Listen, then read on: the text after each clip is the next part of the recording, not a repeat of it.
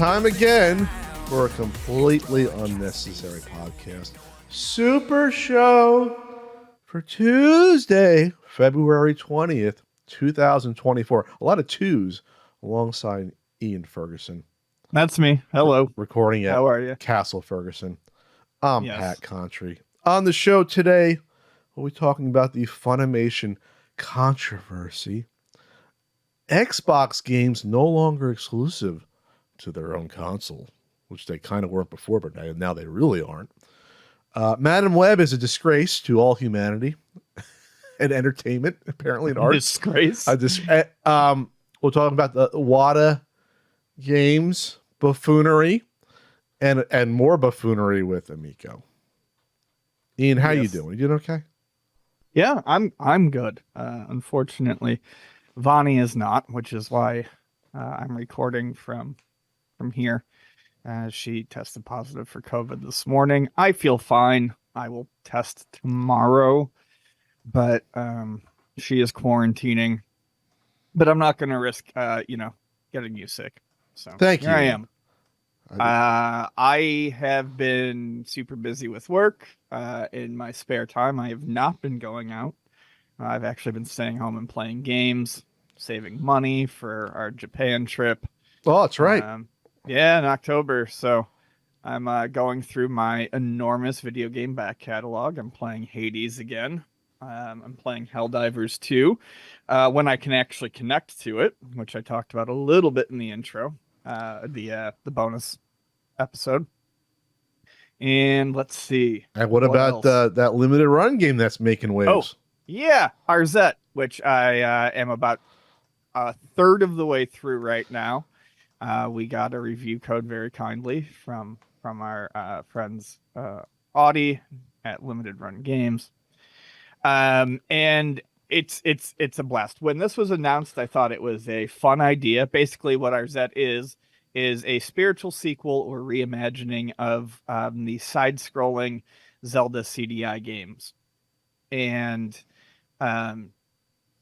those were memed all over the internet and back. They were popular for the bad animation, or the very weird animation, and the bad voice acting.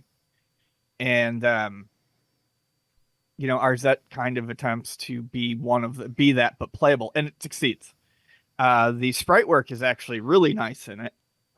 Probably a little nicer than it should be for the game it's trying to emulate or mimic.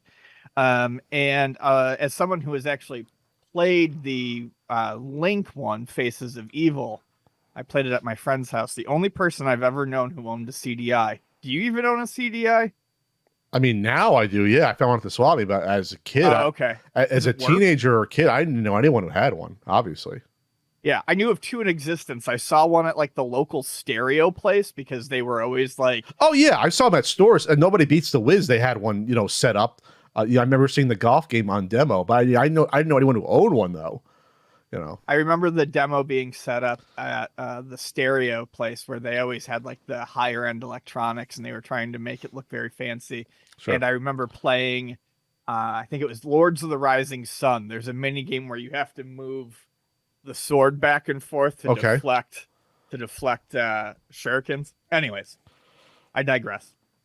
But yeah, if I'm playing this, yeah, I did.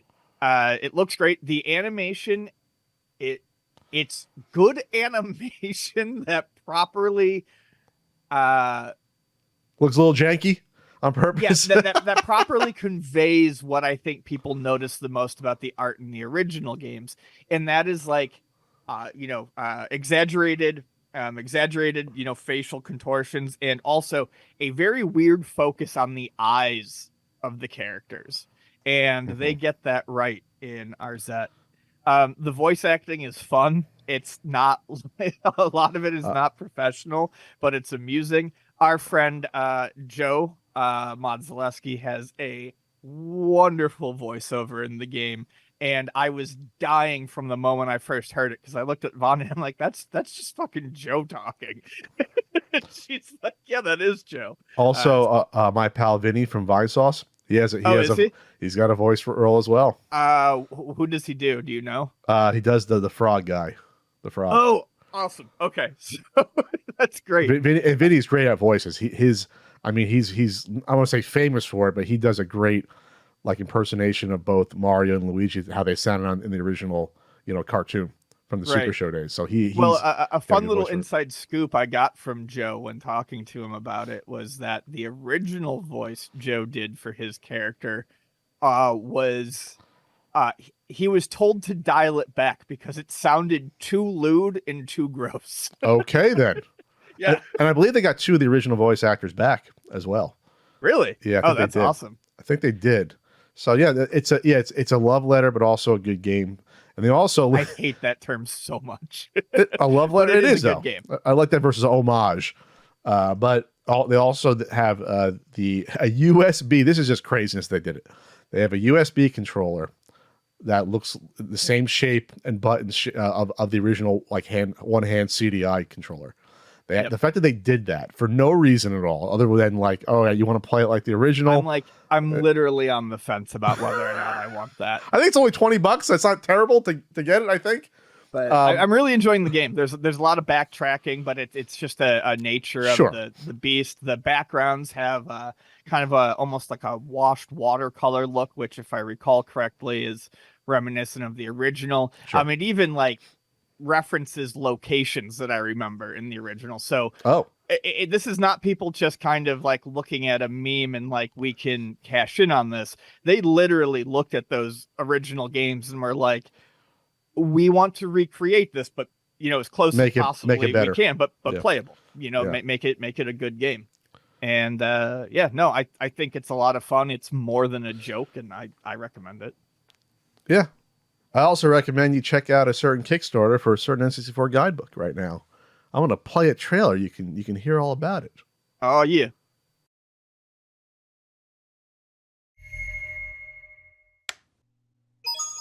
It's me, Mario. Hello. Nintendo makes the jump to 3D. Introducing Ultimate Nintendo Guide to the N64 Library. This 450-page hardcover book contains information, screenshots, and reviews for all the games released worldwide for Nintendo's 64-bit home video game console between 1996 and 2002. Details for every Nintendo 64 game are here, including genre, release date, region, developer, publisher, number of players, game features, availability, and overall rating. Each title has a full review, as well as reflections for additional details about the game's release, historical notes, personal reviewer thoughts, and more. There are even illustrations of cartridge variants, including Player's Choice cartridges and international versions. The 400 full-page Nintendo 64 game reviews are only the beginning. There are additional sections dedicated to special cartridges, not for resale cartridges, and even a section for the 64DD games released only in Japan. But there is more than just games. The Nintendo 64 hardware section illustrates all the first-party controllers and accessories. There's a section highlighting some third-party accessories. And there are even sections where you can learn all about the N64 console and controller variants. This guidebook also includes articles covering topics such as Nintendo 64 technology, the history of the 64DD, N64 3D platformers, N64 wrestling games, the N64 party games, canceled N64 titles, and more. There is even a bonus mystery review section to be revealed later. From the same team that brought you the Guide to the NES Library and the Guide to the SNES Library, Ultimate Nintendo Guide to the N64 Library is a definitive resource to learn about hundreds of fun and memorable N64 titles. Are you a fan of Nintendo or retro video games? Check out Ultimate Nintendo Guide to the N64 Library. You can support this book project on Kickstarter or by pre-ordering at ultimatenintendo.com. And we're back. And check it out. It's going to be around for 3 more weeks. Or, of course, you can also pre-order at ultimatenintendo.com. Look at me getting all professional with the ad copy. Ian loved the ad copy from that video. He's seen it, right? We just watched it again. Great ad copy. Great voiceover as well. I'm an ad copy connoisseur. So let's talk about this Funimation controversy real quick here. That's been happening. So this was announced a couple weeks ago, kind of almost on the heels of Sony's elimination and then restoration of, I believe it was Discovery Channel content on Warner Brothers Sony Discovery video service. So Funimation was merged with Crunchyroll. So, you know, we've gone from like 3 anime streaming services down to pretty much 1. Mm-hmm. And Funimation had a program where if you bought physical copies of media, probably anything that was Funimation published, you could then redeem that for a digital copy online. And with the merger, Sony has decided to eliminate those. And that's where people are. So Funimation's announcement said, please note that Crunchyroll does not currently support Funimation digital copies, which means that access to previously available digital copies will not be supported. However, we are continuously working to enhance our content offerings and provide you with an exceptional anime streaming experience. We appreciate your understanding and encourage you to explore the extensive anime library available on Crunchyroll. So it was a bonus to buying the physical Blu-rays or DVDs that Funimation published. Having a code that you could get the digital one and have it all under your account. Yeah, you can probably understand why legally with the merger that probably would have been problematic to keep on, but it's still it's a pain in the freaking ass that it has to happen. I don't know. I mean, is it though? Because if they are being merged and Sony owned both, it might be a licensing thing. Well, that's what I'm saying, but okay. I mean, I know what you're trying to get at, and I so agree. like it might be a thing. I'm not saying it's right or wrong. It might be a thing where Funimation, you know, their sale, like when Funimation is buying licenses, they're basically acquiring license to put out physical media, right? Those have a time limit on them. Usually, when you get the license to produce physical media, right? So that might not be transferred over to Sony, and then Sony's like, well, we don't have. But Funimation would have published it. It would have been a Funimation published show. So yes. Funimation would have been publishing, like they would have had those rights. So if they still had the rights to have those on the streaming service, then they would probably still have the publication rights. I don't know how it works with like say for example, some company like publishes, we'll say a Wolverine Blu-ray, and there's a digital code attached. I in my head, they don't have the rights to publish the digital version forever. That wouldn't make any sense. There'd probably be a time limit to that, and I'm guessing that might have something to do with the transfer of ownership. It's probably not clean. It still sucks that it has to happen. So it definitely sucks. I get what you're saying. I don't. Regardless, this isn't a cautionary tale about your digital stuff. This is not the same thing as the Sony and Discovery stuff. This is a little bit different because this is a digital code attached to a physical product that you got that's no longer in your account. This is a little bit different than that. It still is the same harbinger of end of physical media, how it's bad, but this is a little bit different than buying something digitally up front and then you can no longer have access to this. This is a digital asset attached to a physical thing you bought. Either way, it sucks. Obviously, it sucks. Yes. No, definitely blows. Yeah, this may have just been more of a legal thing, but we don't know. Like I said, I don't know. It's a little, like I said, it's a little different. I never heard about something like this before, where you can have all digital things attached to a physical thing on an online account. I mean, it's cool that Funimation did that. It's really cool. IGN announced IGN Live, an in-person 3-day fan event in LA. What also used to take place in LA? That was a Summer Games event. This summer featuring gaming and entertainment creators, developers, publishers, and enthusiasts. So IGN is obviously at this point, the largest video game journalism, entertainment, whatever you want to call it, site that's left. There'll just be like 5 or 6 ones that are pretty big. Is there even a second one at this point? I guess GameSpot is the other one that's probably still up there. Polygon is still around. Polygon is still around. Aftermath just started, and Aftermath has actually got some good writing, so hopefully that'll stick around. Okay. It's a bunch of journalists who worked at different publications, got together, started their own website. It's funded entirely by Patreon. Oh, okay. A little free advertising.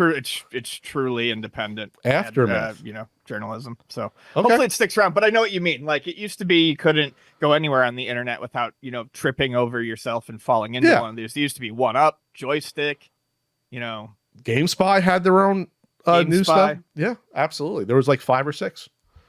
US Gamer, was that one? I want to say there was a ton. I know I'm missing some. Yeah, we're missing some. So I guess they're looking to fill. I don't even think it's even a hole, because I think Jeff Keighley does his Summer Games event now. It's like a digital thing, I think, as well. Mm-hmm. And then I think Greg tried to do it as well from God, I don't remember the name of it. What the hell is Greg Miller from fucking the Happy Fun? What's the name of their podcast? I'm sorry, Greg Miller. I met you. You're nice. What the hell is the name of Kind of Funny? Okay. Greg Miller from Kind of Funny I think they tried to do a couple of their own summer digital. Here's a little like bumper introducing a new game, a trailer. So like trying to fill that hole and something that's a little bit, I guess, more digestible in terms of size and financial risk than doing a gigantic E3, some behemoth of an event. So I guess the question is whether or not this will succeed. What will game companies feel the need to come on board something like this? That's the question. I don't know. Like, I guess it'll depend upon, like, they feel a need to. Here's the weird thing, though. They're not advertising it that way. They're featuring world-class talent, parties, networking opportunities, and unique attractions. Doesn't say anything about publishers. Well, yeah, but it says first looks at new releases. So, like, that you got to get publishers on board to, like, show off trailers. Sure. And that'll be paid. That's not going to be free. I think it'll. I don't know. Like I said, I don't think this is really addressing anything or doing anything that E3 didn't do, and I have no reason to believe that this would succeed either. It just seems silly. It's not really shaking anything up or addressing any of the problems. I mean, I had kind of suggested, you do a one-day thing that's like similar to the VGA, but you have a couple, you have some trailers, and announcements throughout the day instead of trying to cram it all into a 3-hour period. And I don't know if even that would work, because you'd still have to get people to get up and leave their house to go do it. This is a 3-day event, so we're already talking about, Sure, it has to be sizable. Is this already bloating what is actually necessary? Is this already too big of an idea? I think a 2-day thing would have been a great way to start. I guess it comes down to what exhibitors can they get to pay the freaking rent, for the building. That's what it comes down to. Is it going to be like all those, like headphone and streaming tech and joystick, like those like companies that might need in-person events still, because the big publishers obviously do not. Sure. But like Turtle Beach might, to sell their headphones and microphones, like companies something like that, where an in-person demonstration is truly beneficial. It can't be translated digitally. Like, you can send a game demo anywhere, but you can't try on a pair of headphones over the internet. Yeah, or gaming chair. Is there enough of those companies that will be like, okay, we can have this, and I don't know. I don't know how well those businesses do at those events in the past. The booths at the San Diego Fair, where like you walk in and everyone's trying to sell you something. Sell you a hot tub. That's kind of how I'm picturing this, but with electronics. Sell you a hot tub at a fair. They do something that's like, what? Here's your solar power. Here's your hot tub. Try to sell you stuff like that. Here's your awning. I've heard that they're actually somewhat successful doing that. I mean, they would have to be to constantly do it, because you get people who are just like, yeah, whatever, I'll spend money, and then you buy a hot tub, and then 2 weeks later it shows up. Well, I mean, like, it's one of those things where, like, I mean, it's not a small purchase, a hot tub. Trust me, I have one. Like, it's like a car purchase almost, for how much the good ones cost. But like, it's one of those things where I guess the average homeowner probably doesn't have that in mind, but then they see one, like, oh yeah, a hot tub would be awesome, and then there you go. Even though the ones those are probably cheaper, like $3,000 to $5,000. I'm trying to think about how much they cost, some of them, but it's probably that sort of thing. Anyway, what we're talking about, we can do a hot tub podcast. I spent more time searching for a hot tub than my last car that I bought. That's actually true. Okay, well, good luck to IGN Live and whether or not it's going to succeed. Ian's saying no. It'll never die. UltimateNintendo.com. Because there you got RBI baseball stickers. You got we only have one book there now, but one for pure. NES book is sold out. I keep getting questions about when is it going to come back in stock. Not for a bit. I want to do a revision. But you can get the SNES book. You can get Enamel CU podcast pins. You can pre-order a certain N64 guidebook. All at UltimateNintendo.com. I'll be streaming on Twitch every Wednesday night. Commercials. Ian's streaming every Thursday night. He's doing his set there. His music set. 4 p.m. PST. Mixing the house up. What's your channel name, Ian? It's twitch.tv/PXLSICLE. Ian's so good he has to spell it out. Oh, for that. Pixel Sickle. And I'm Country Code. And then no one's on Cameo anymore, so I'm not going to push Cameo. I should probably delete that. I haven't booked a Cameo in months. So Yeah, get rid of it. delete that. And then the good news about the app, the Ultimate Game Guide for app for NES has been updated to include Super NES. Also now on Android. Before it was iOS. Now you can find it at android.ultimatenes.com or just search on the Google Play Store. It's free to try. And then you can manage both your NES and Super NES collections in a single app with tips and codes and screenshots and price updates. Oh, boy. Oh, boy. There's been more game layoffs, but honestly, I haven't looked into the specific one, so it's really depressing to bring it up unless you want to bring up a specific one. No, I just, your friends in the video game industry are not in a great place right now. So check in on them, see how they're doing. There was layoffs recently at the GTA Producers Everywhere studio. Build the Rocket Boys reportedly facing layoffs. Those are just the most recent ones that I've seen. There's been roughly 8,500 layoffs already roughly 8,500 workers were laid off in 2022. Mm-hmm. The number jumped to 10,500 in 2023. And there's already been more than 6,000 people laid off from their video game industry jobs 90 days into this year. Well, we're less than 60 days. No, yeah, less than 90 days. You're reading that article. I saw that 90-day thing. I said, I think their math is off because we are 60 days into the year. Yes. Not even. We're 50 days into the year. About. That's so like this is going to get worse and worse potentially. So yeah. Sucks. It's awful. And this is what happens when corporations run around unchecked and just buy shit, close it down. Yeah. So a little WWE. I'm gonna try and explain to Ian what's been happening literally the past 2 weeks. It's been a mess. Yeah, I don't know what's going on here. Okay. It was almost an exact it was a retread, but worse than remember 10 years ago and plucky Daniel Bryan, who was the fan favorite by far. Yes. In a way, everyone's like darling baby face, and Vince McMahon, that piece of trash. I don't want to get into all the other bad news about Vince right now. That I did hear about. It's what we suspected was going on, but there's gonna be a lot of bad news with WWE coming out this year about decades of horrible behavior that was allowed to go unimpeded with Vince and his fucking cronies. Anyway, that aside, new ownership, they got a clean house, and they probably will. Heads are gonna roll. From what it sounds like, they're going to take out anyone that was involved in the old regime if they had anything to do with the current allegations that are going on with Vince. Anyway, that aside, so 10 years ago, Daniel Bryan, they in spite of themselves held back Daniel Bryan. They put him with Bray Wyatt's crew, and they realized we cannot bury this guy that everyone loves and is chanting for. Remember, he wasn't in the Royal Rumble 10 years ago, and the fans went nuts. They booed Rey Mysterio as the last entrant. They fixed it. Daniel Bryan got awful, by the way. You should never put Rey Mysterio in a position where he can be booed. Well, they didn't care. Vince doesn't care. Daniel Bryan's not my guy. It's got to be Roman Reigns. And it took like 5 years for people to accept Roman Reigns, and eventually became like with his heel turn, and now he's been good the past years as a heel. Anyway, so the same thing almost happening in this year, except it was worse. Cody Rhodes, who is the biggest babyface in the company by far. Remember, he won the Rumble last year. He lost, not cleanly, but he lost to Roman Reigns.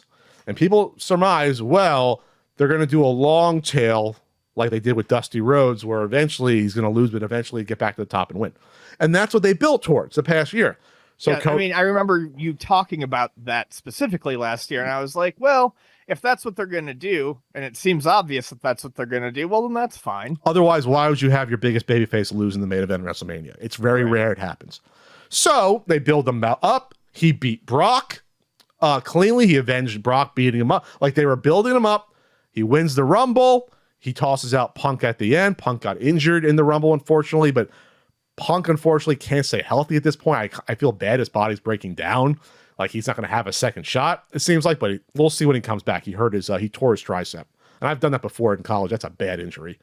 Tricep tear. Anyway, so he wins the Rumble again. He literally points at Reigns at the end of the Rumble. I want you. I'm coming for you. But what happened in between all this? Real life ruins things.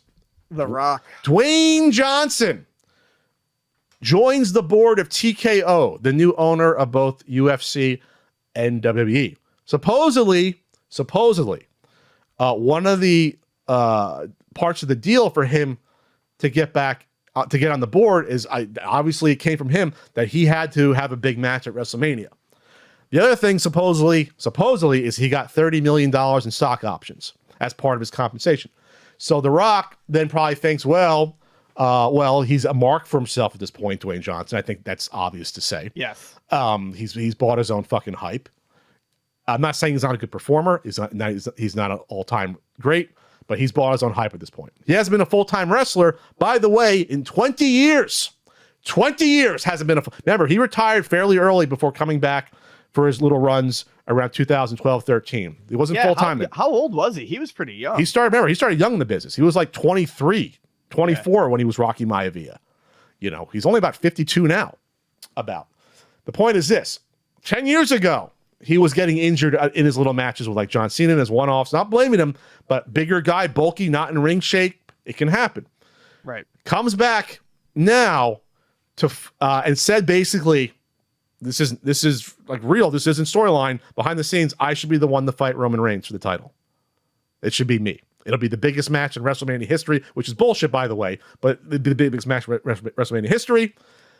So, literally 5 days after the Rumble, Cody runs out to the ring to basically do a 180 and say, oh, I want to beat you, Roman Reigns, but not at WrestleMania.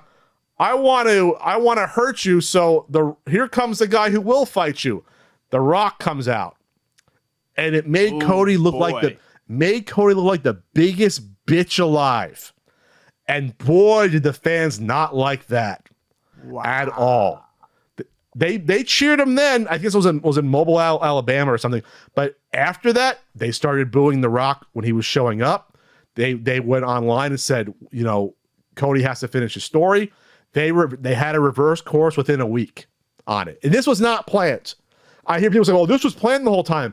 They forced Rock to turn heel at the press conference. Oh, wait, so they already reversed this? Yes. So The Rock shows up on the Friday Night SmackDown after the Rumble. Basically, Cody looks like a fucking bitch, giving up his spot, walks away. And Cody, you can tell, like, there's no way for it to look good, storyline or otherwise, that you're doing that. Like, he tried to put on a happy face, but you can tell he was actually personally hurt, because I would be after that. He's been a company man now for 2 years, like doing everything the company's asked for him. Everything. They had a press conference in the next week, and they did a really weak thing where, like, Cody basically said, Roman Reigns, your grandfather would be ashamed, which is also The Rock's grandfather, would be ashamed of how you're acting. So The Rock goes, you don't talk about our family. And he slaps Cody. And they did it to save face because they realized it was a bad decision to have The Rock wrestle Roman in the main event and not Cody. So now it's like, well, what's happening? But they reversed course on it. And thank God they did, or else that main event would have been booed out, and especially in Philadelphia, of all places. Oh God, you can't do that in fucking Philly. One of the chase you out of town. One of the smart crowds of the world for wrestling. Like, they reversed it back, and thankfully they did. But now you have like a Hollywood-esque Rock character So they did the best of it. But the fact that The Rock almost derailed this like year build up to WrestleMania is like ridiculous that it even got to that point. Rock, does he have a match at WrestleMania? I think they're gonna probably end up doing some tag team thing. Remember, now WrestleMania is 2 nights, so maybe they'll do one night something, one night the next. Oh, I forgot that. Yeah. So, but unfortunately, the combination of CM Punk's injury, CM Punk was probably gonna fight Seth Rollins. So that's not happening. Seth Rollins has an ankle injury or foot injury, I forget that, or knee injury that he should be back in time, but it's iffy. But there, like WrestleMania's plans went from like this is going to be awesome to a disaster really quickly within a week. But they fortunately they course corrected. WWE of old would not have course corrected. They would have. I was going to say that that already shows me that there are certain people who no longer have any power in the company because. Yeah, they would have never course corrected that in the past. They would have been like, they just would have been like, too bad. And they did it within a week. They basically course corrected within a week. They were like, this is a bad idea. And they try to explain it away, but it's still bad. But yeah, I just want to say this, like Dwayne Johnson, someone's got to put him in check at some point and say, hey, listen, yeah, you're good at what you do. Clouds. You're not the star you fucking think you are anymore. You're not. You failed with movies. You broke the back of the DCEU movie universe with the failure of fucking the Shazam whatever one-off Black Adam.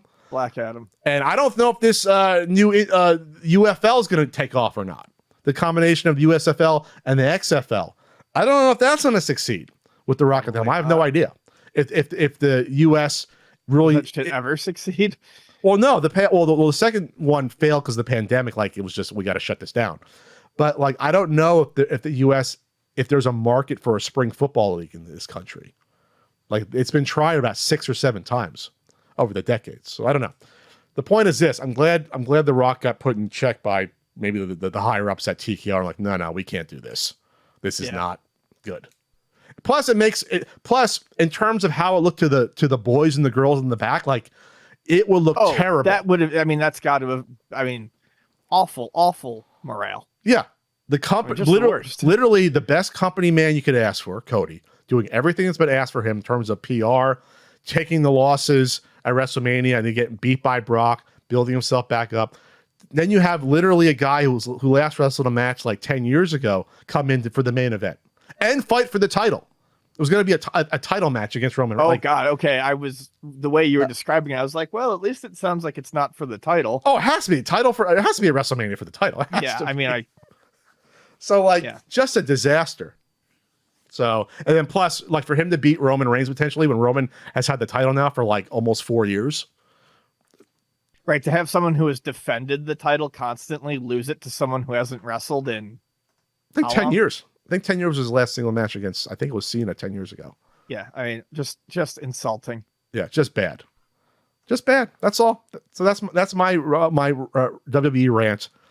You have the small amount of CU podcast wrestling fans that love that, but the rest of me, I don't want to hear about it. But bad news about the Wile E. Coyote movie.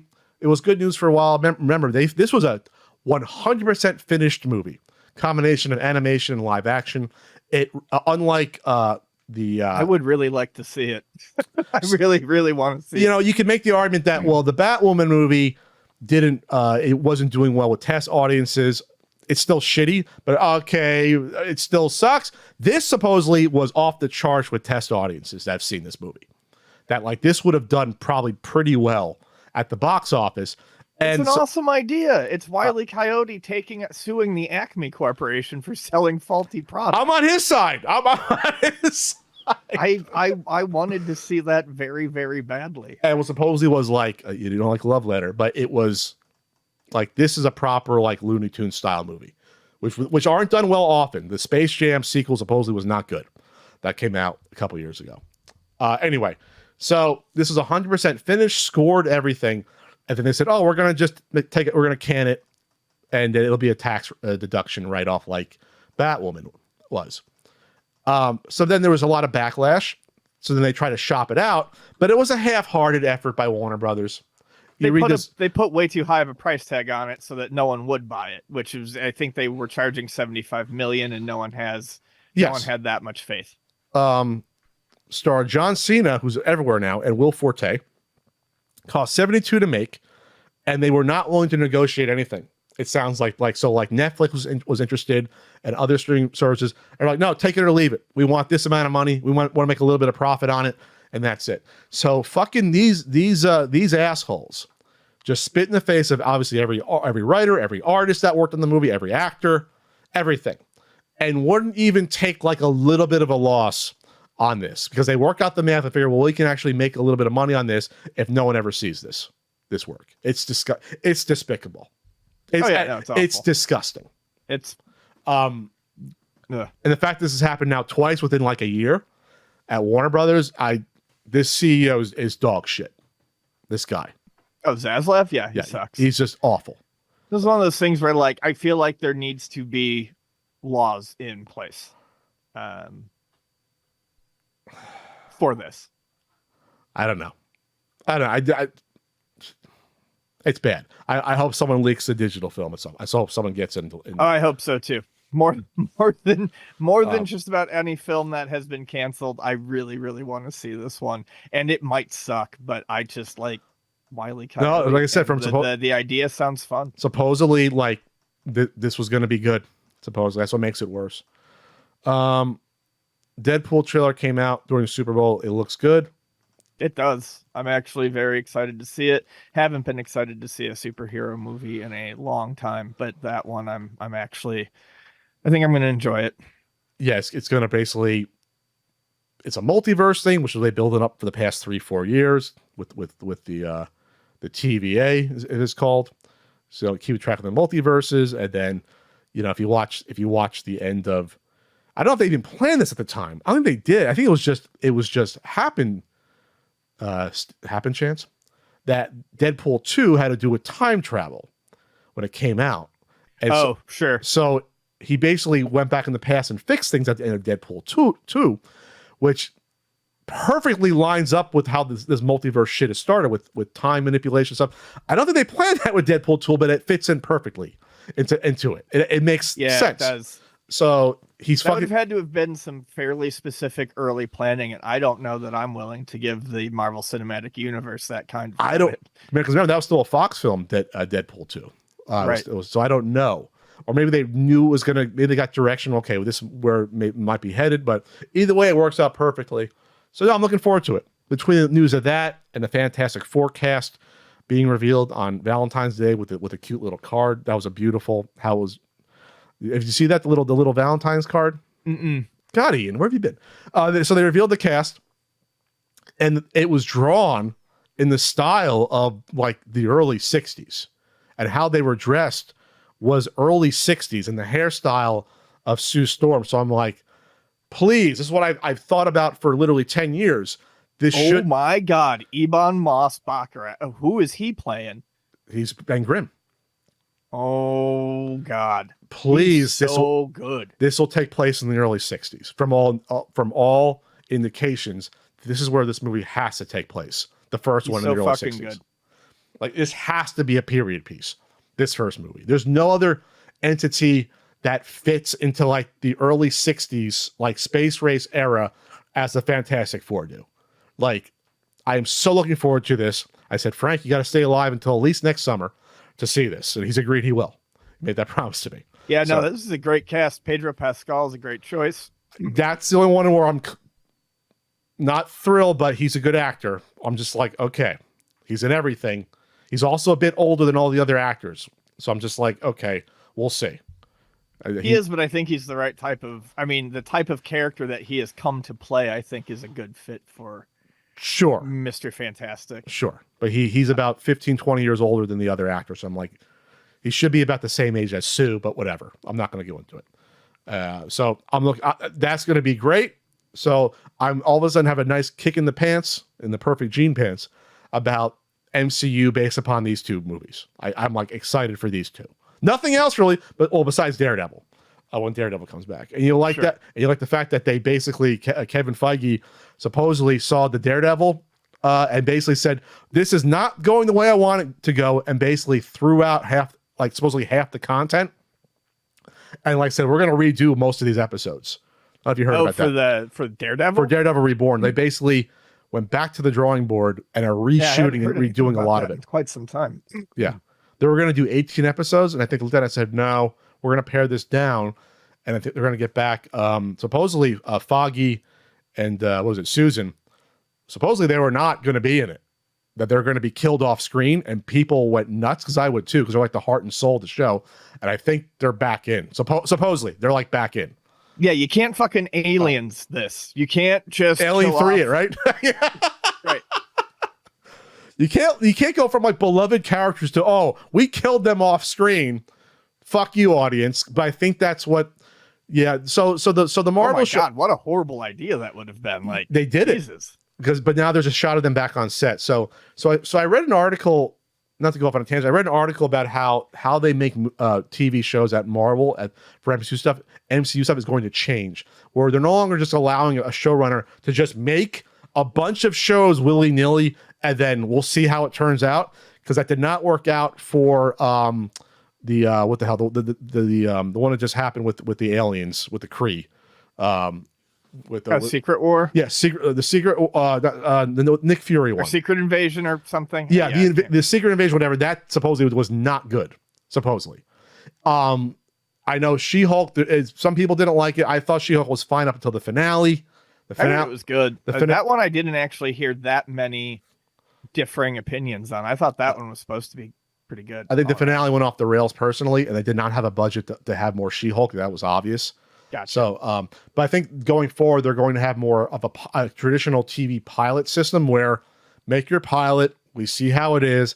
If we like it, we'll change it, and then we'll give you the episodes. It sounds like they were not doing that, and that's why it's been very weird with the shows. Gotcha. Because even the same with what was the last one I really watched? The Falcon Winter Soldier series. Very uneven. I liked it overall, but it was very uneven in quality. That one, and that movie's still not done being made. The new Captain America one coming out next year. God, it seems like there's like a 3-year gap between like good MCU stuff almost. Like there's like this gap. Anyway. Speaking of great movies, Madam Web came out and did worse than what I thought it was going to do. It did worse at the box office. I didn't even know it had come out. I mean, really? I know we have talked about it. Oh. I remember us talking about it, making fun of that, but I had no idea it came out. Like when people started talking about it again, I was like, "Oh, the final trailer must have dropped. This will be out soon." And it's like, "Oh, it's in theaters." Dropped. Okay. Yeah. It reviewed worse than Morbius, if you can believe that. Right, and sure. Worse box office than Morbius. What were the comparisons? For what do you mean? Like the box office comparisons? Oh, I don't have that in front of me. Oh, okay. But it did only 13% on Rotten Tomatoes. 13%. Wow. That's what did Morbius have? Morbius made $39 million in its debut. So it did what was that 40% worse than Morbius did at the box office. Morbius has a 15%, so Madam Web is 2 percentage points lower. Congratulations, Madam Web. There are so many behind the scenes stories about this movie that you cannot read for them to be true. One of the biggest, almost like open secrets, is that the stars like Dakota Johnson and Sydney Sweeney are the two biggest stars. They were sold on the fact that this was an MCU movie when it really wasn't. And then they found out and were pissed off about it. Oh, really? That's like a little deceit. That's a big thing. If you've been following Dakota Johnson's PR run during this, she has a very dry personality to begin with, but you can tell that she doesn't give a shit about this movie, didn't want to be in it, thinks it's a fucking joke. And it is a joke. It's an absolute joke. Just the worst kind of cash grab. But you're not cashing any cash. That's the thing. Like right. No one wanted. I mean, that's what they were attempting to do. No one wanted a Madam Web movie. I said this years ago. And the fact that now you're going to have a trilogy. Let's put the Venom aside, because Venom is actually a character that people know about. Even some non-comic book readers might know about Venom. I think most would. I feel like Venom successfully crossed over into the the public consciousness in the late 90s. You know By what? the late 90s, I think what's- people knew who it was, just like your average person knows who Wolverine is. I might ask, my sister might be a good person to ask, because my sister would know Wolverine. I'm not sure. She might know Venom from me, probably from me having a Venom shirt, she might. But anyway, so the fact of the matter is, put those aside. You've now had Morbius, that no one casually knew who Morbius was. A C-lister at best, maybe a D-lister. Madam Web is an F-lister. Now they're going to do a Kraven movie to make him an anti-hero. And if you've seen news of that, Ian, they're ripping off, it looks like, a modern reimagining of Catman from DC in terms of the origin. Like, someone compared it, the trailer, where it's like, well, you're not tough enough to be a poaching hunter. And like, someone did it at DC like 10 years ago with the same exact storyline for Catman. I know nothing about Catman, but it seems like... But this also sounds like... what was I going to say?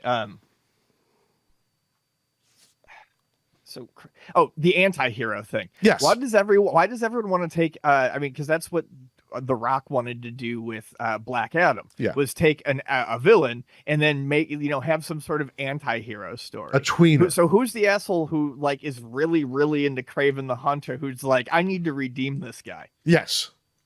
Like, Kraven is a classic Spider-Man villain, part of the original Sinister Six, is not known really outside of his final the Final Hunt story from, what was that, late 80s.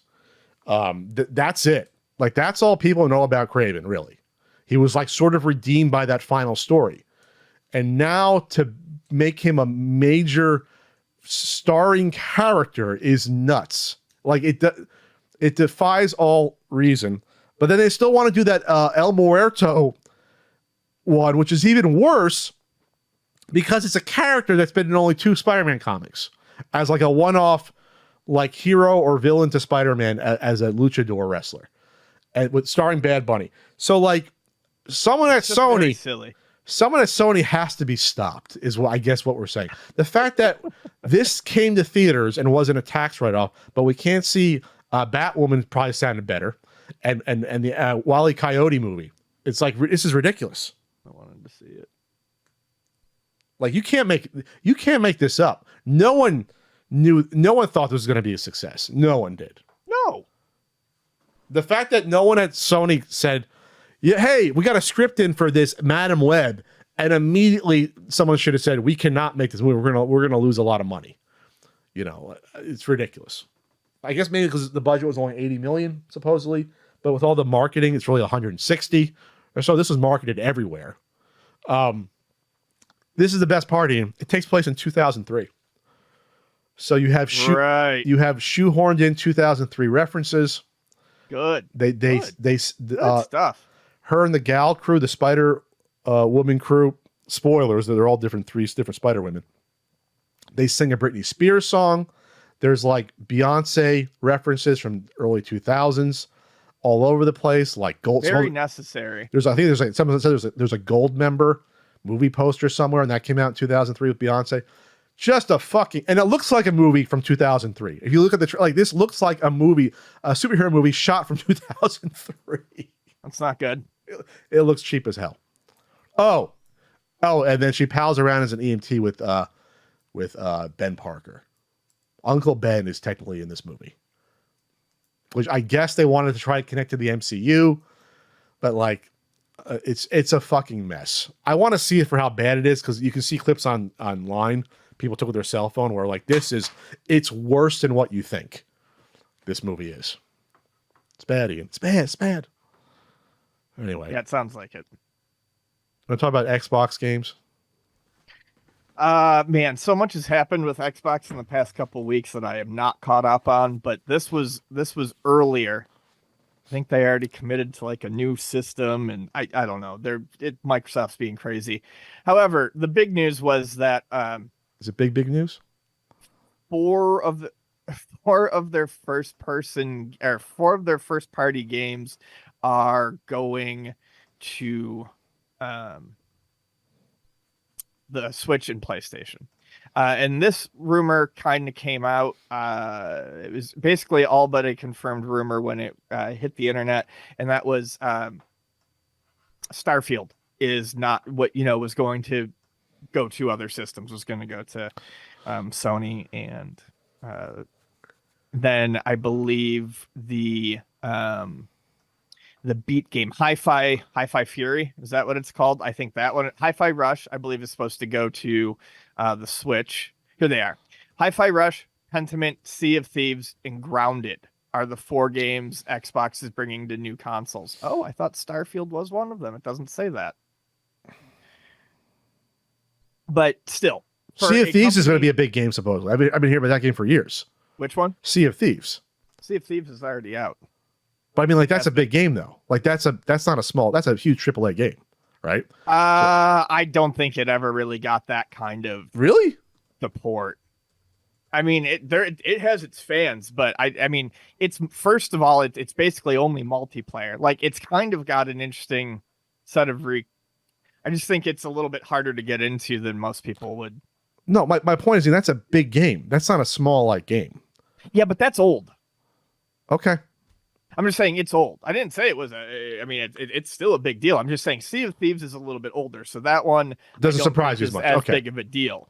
But stuff like Hi-Fi Rush, which is recent, and then I think they said one of those games hasn't even been announced yet.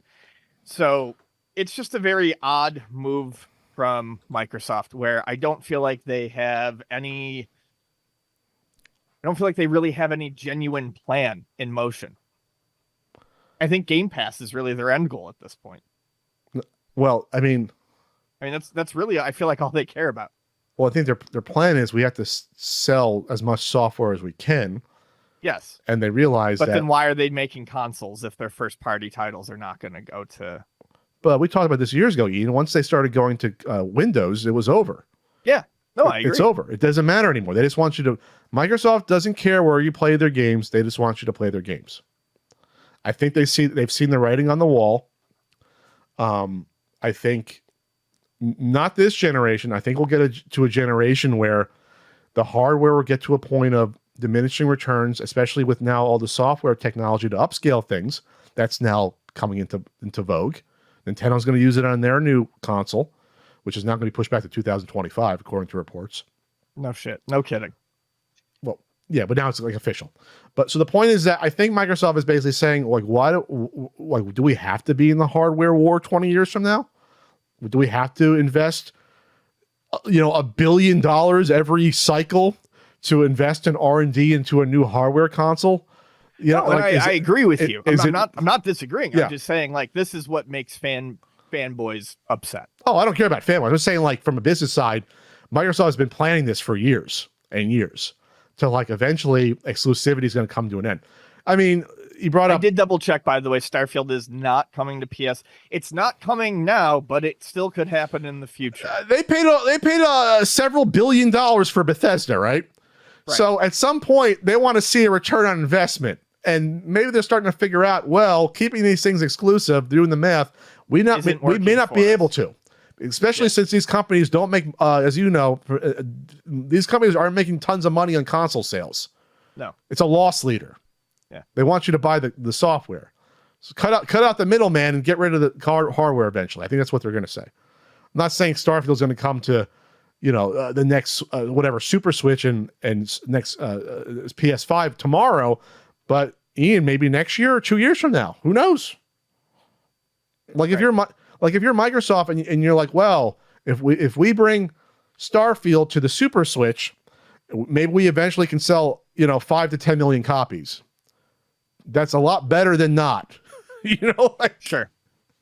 That's a lot better than not.